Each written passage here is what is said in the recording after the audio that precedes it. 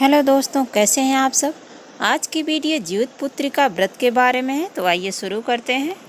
जीवित पुत्रिका का व्रत बड़ी श्रद्धा भाव के साथ मनाया जाता है। यह व्रत संतान की मंगल कामना के लिए किया जाता है। इस व्रत को माताएं रखती हैं। जीवित पुत्र का निर्जला व्रत किया जाता है, जिसमें पूरे दिन और रात को पानी भी नहीं पिया जाता है। इस अनुष्ठान को 3 दिन तक मनाया जाता है। यह जीवित पुत्र बिहार, झारखंड और उत्तर प्रदेश में मनाए जाने वाला एक लोकप्रिय पर्व है। वहीं नेपाल में जीवित पुत्रिका व्रत जितिया उपवास के रूप में लोकप्रिय है। सनातन धर्म में इस व्रत का खास महत्व है। वंश वृद्धि व संतान की लंबी आयु के लिए महिलाएं जितिया का निर्जला व्रत रखती हैं। इस दिन माताएं अपनी संतानों की सुरक्षा व स्वास्थ्य के लिए पूरे दिन तथा पूरी रात 24 घंटे तक निर्जला उपवास करती हैं। इसे भी महापर्व छठ की तरह 3 दिन तक किया जाता है। हिंदू चंद्र कैलेंडर के अनुसार आश्विन माह की कृष्ण पक्ष सप्तमी से नवमी तक जीवित पुत्रिका का व्रत किया जाता है। आइए जानते हैं व्रत की तिथि, शुभ मुहूर्त, पूजा विधि, व्रत नियम और इस पर्व का महत्व क्या है। अष्टमी को निर्जला उपवास रखते हैं, फिर नवमी के दिन व्रत का पारण किया जाता है।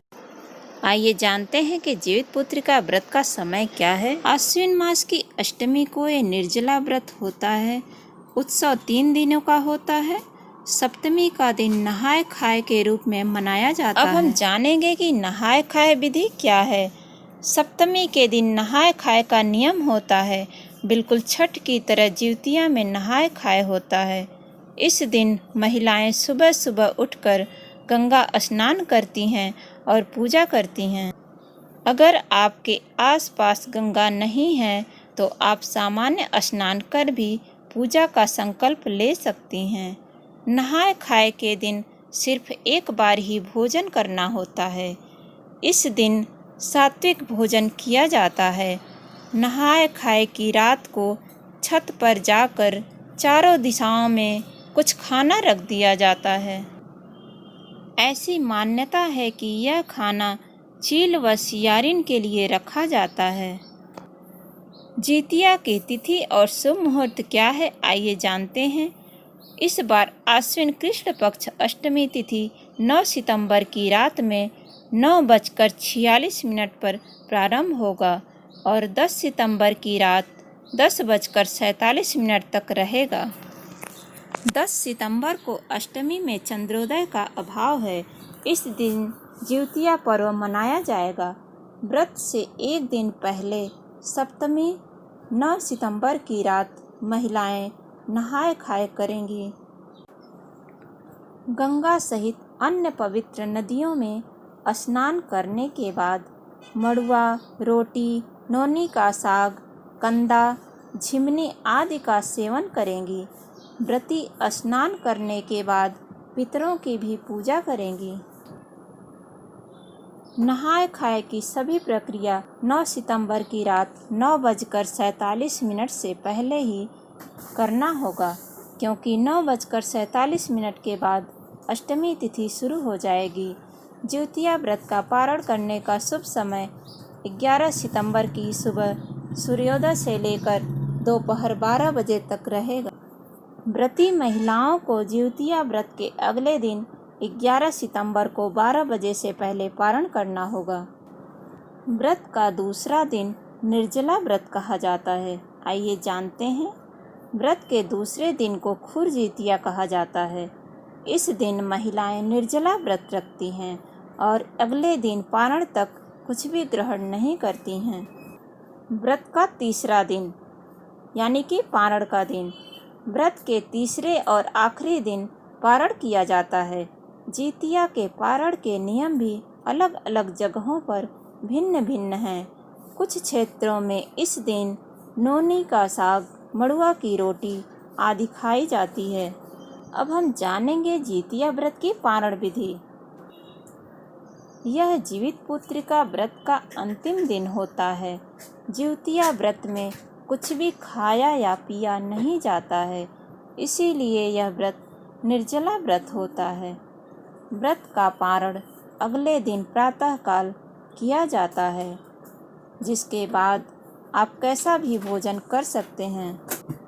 जिउतिया व्रत का पारण करने का शुभ समय 11 सितंबर की सुबह सूर्योदय से लेकर दोपहर 12 बजे तक रहेगा। व्रती महिलाओं को जिउतिया व्रत के अगले दिन 11 सितंबर को 12 बजे से पहले पारण करना होगा। अब हम जानेंगे 2020 में जिउतिया का व्रत कब पड़ रहा है। जिउत पुत्री का व्रत इस बार 10 सितंबर 2020। अब हम जानेंगे कि जीवित पुत्री का व्रत का महत्व क्या है। एक समय की बात है, एक जंगल में चील और लोमड़ी घूम रहे थे। तभी उन्होंने मनुष्य जाति को इस व्रत को विधि पूर्वक करते देखा एवं उस समय चील ने इस व्रत को बहुत ही श्रद्धा के साथ ध्यान पूर्वक देखा। वहीं लोमड़ी का ध्यान इस ओर बहुत कम था। चील एवं उनकी संतानों को कोई भी हानि नहीं पहुंची, लेकिन लोमड़ी की संतान जीवित नहीं बची। इस प्रकार इस व्रत का महत्व बहुत ही अधिक बताया जाता है। अब हम जानेंगे कि जीवित पुत्रिका व्रत की कथा क्या है। जीवित पुत्रिका व्रत की कथा महाभारत काल से जुड़ी हुई है। महाभारत युद्ध के बाद अपने पिता की मृत्यु के बाद अश्वत्थामा बहुत ही नाराज था और उसके अंदर बदले की आग तीव्र थी, जिसके कारण उसने पांडवों के शिविर में घुसकर सोते हुए 5 लोगों को पांडव समझकर मार डाला। लेकिन वे सभी द्रौपदी की 5 संतानें थीं। उसके इस अपराध के कारण उसे अर्जुन ने बंदी बना लिया और उसकी दिव्य मणि छीन ली, जिसके फलस्वरूप अश्वत्थामा ने उत्तरा की अजन्मी संतान को गर्भ में मारने के लिए ब्रह्मास्त्र का उपयोग किया, जिसे निष्फल करना नामुमकिन था। उत्तरा की संतान का जन्म लेना आवश्यक था। इस कारण भगवान श्री कृष्ण ने अपने सभी पुण्यों का फल उत्तरा की अजन्मी संतान को देकर उसके गर्भ में ही पुनः जीवित कर दिया।